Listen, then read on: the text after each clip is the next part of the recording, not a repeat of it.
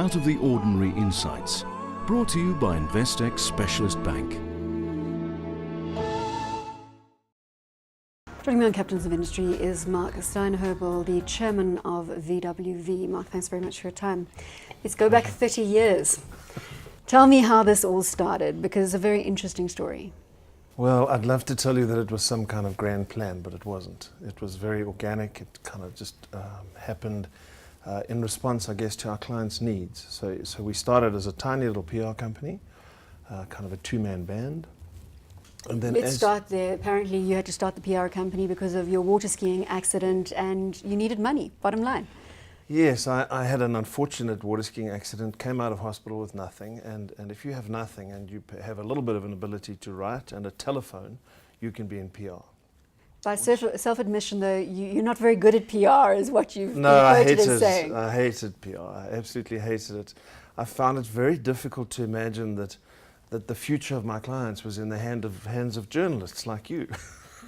Well, what can I say? It gives us some power at the end of the day. It does, yes. How did it morph then from the two-man PR band into VWV as we know it? Well, we started off by just doing, by producing some kind of communication pieces. We couldn't, to be honest, we couldn't really find vendors that we were comfortable with to, for example, print brochures or make audiovisual presentations or do photography. So as time went by, we kind of adopted all of these things and sort of felt that we had a particular standard and we would have to do them ourselves. And over a period of time developed a host of different communication skills or the ability to produce communication tools, and slowly kind of became more and more entrenched in the client's world, particularly the not in the beginning so much the brand side of their world, but more the corporate side. So we would, for example, do a corporate brochure or a corporate audiovisual, and we would need to really dig under the skin of the company, and not so much always the brands. So we developed a kind of quite a strong strategic, almost a seat at the table, if you like, of the board, and then were able to parlay that into a stronger position. Is that the key to retaining brands like Pick n Pay and SAB, I think 15 and 17 years respectively? Yes, SAB, interestingly, more than that, nearly 20 years. And because, I think because we developed strong personal relationships with CEOs, for example, a succession of different CEOs with members of the board, and were able to become quite key in the strategic messaging of the business. And then that went down into the brand environment, and then we would develop relationships with a number of the brand people. Perhaps if you can just define your relationship with the likes of an SAB. With SAB we have many relationships. We operate for SAB in every single continent. We've worked in, our biggest client is Miller Coors in the United States, who we went across 10 years ago with SAB as they bought the company, bought Miller. And over the years have developed a stronger and stronger relationship with the merged company, Miller Coors. Then we've worked in South America for the subsidiary in Colombia, which is Bavaria, and then we've worked for the PLC head office in London. And it must be challenging working in different geographies. If you look at the US, very few South African companies have managed to actually make a go of the US. And we're talking about big blue chips here. Yeah. How are you managing to get the communication strategy right for Miller Coors? I see that more than half of your revenues come from the US, is that right? Or outside of South Africa? It used to be, yes. More than half of our revenue comes from outside of the country. Only about 25% from Miller Coors, although it's still our biggest client by miles. Yes, it's a good point, Bronwyn. It's taken us a long time to establish credibility in the United States. They have a very different way of doing business. They're very risk averse. So often we will propose interventions that they just think are crazy because they're just pushing the boundary a little too far. So we've had to almost detune, if you like, our offering in the United States and be a lot more focused on relationship building, service levels, different interventions at different strata within the business, so that we are acceptable through a wide, from CEO right down to junior brand manager. Let's go back to some of the mistakes that you've made along the way. Oh, wow. Our audience loves to hone in on experiences from the captains of industry that they can take away and think, well, I'm doing the same thing, and this is how I should change my approach? Undoubtedly, the biggest mistake is a lack of focus, and that in many different ways. I could keep you entertained for a weekend on different stories about how we lacked focus and lost a fortune. Just following any opportunity. Following what seemed to be complementary opportunities, but not capable really of fulfilling the promise to the extent that we were capable in other areas. So, for example, we started a very successful internet company, corporate internet applications company in the mid-90s, very early.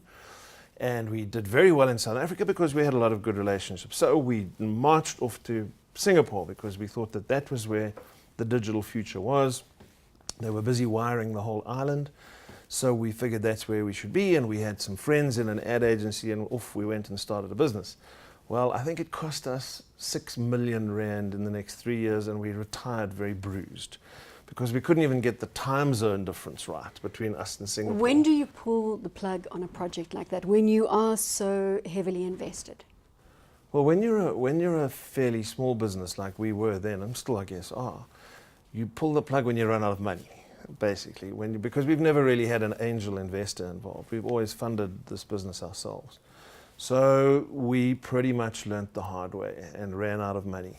And then in the early 2000s, in 2000, with 2001, the dot-com with bubble the dot-com bursting, bubble, you had to retrench a number of staff at that period. we lost nearly 100 people in a period of 2 months.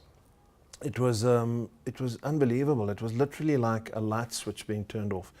We went from enormously healthy, with a wildly innovative digital portfolio of products like intranets and extranets and obviously websites, and literally that it just collapsed. They all went away in a flash. And I see you've also been quoted there as saying that you're very lucky the banks didn't realize how deeply in debt you were, otherwise they would have closed the doors on you. Oh yes, ABSA was deeply depressed about the fact when they woke up to the fact that we were 6 million in debt to them as a very small business. So yes, we were lucky to survive that one. It took us probably 4 years to trade out of it and to get back on our feet. How do you not give up in a situation like that? It must have been very dark days. Well, that's an interesting question because it goes to your earlier question of how you do this stuff. To be honest, the way I believe that we've been successful is simply to be more tenacious than anyone else, simply to continue for longer.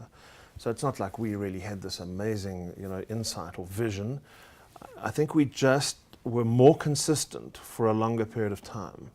And that's consistent standards of quality of product, of fairness with our people, with our staff, with our customers and so on, with ethics, with just consistency of standards generally, sort of saw us through that. So we had such good relationships with suppliers and banks, actually, funnily enough. We'd already been with ABSA for many years in those days. And I think the consistency of the way they viewed us is what got us through it. Let's talk now a little about the experiential communications company that you are. What do you mean when you say experiential? Experiential is the new black.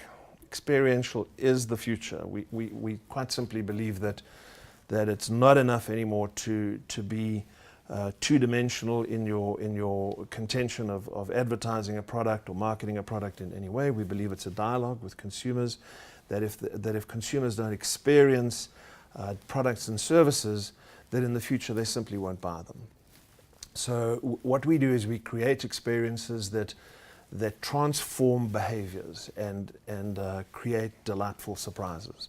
And in that way we develop relationships. Well, many examples. I want to understand how it says now the communication is two-dimensional. Yes. So how are you taking it that next step? Well, we believe that brands and products and services and corporations are in a position where they simply have to kind of build their own relationships with consumers and with, if it's business to business, with customers. So what we do is we seek to proactively create those experiences. So a good example would be, for example, we're working right now with Energizer, who have a night race where they actually wear a little Energizer headlight, and you have all these wonderful twinkling lights as these people ride through the bush. So what does that do?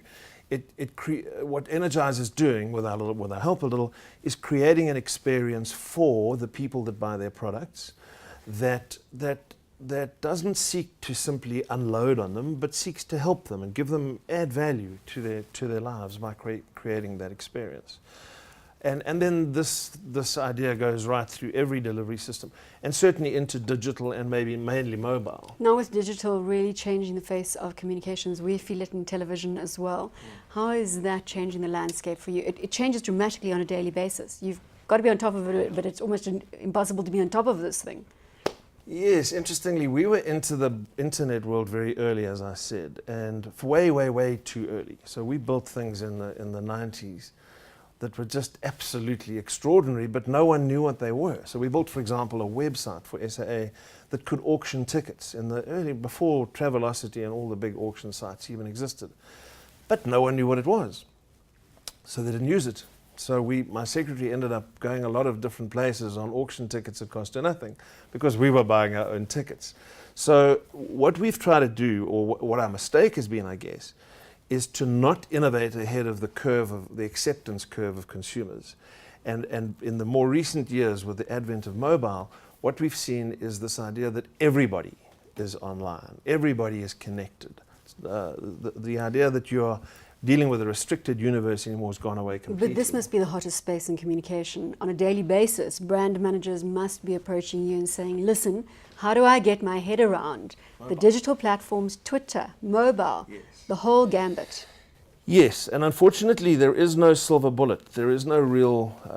the problem is that marketers are viewing these things, particularly social media and mobile, as advertising mediums, or potentially as advertising mediums, as they become more and more frustrated with the way conventional above-the-line media is kind of fragmenting and being more and more difficult to get return on investment. So they turn to these new media types as they turn to the internet, and they try to use the internet as a display advertising medium. The reality is that these are not media types. These are social mechanisms that have proactively arisen as a result of people wanting to mix with like-minded other people. So it's really just a case of people fragmenting into groups, say Twitter or Facebook, and then choosing the right group and communicating very closely with them. And in fact, your whole world eventually, especially younger people, becomes that group. So what marketers should be doing is not advertise to them on the medium, but understand the social phenomenon that's taking place and adapt their product and their offerings to what that group needs.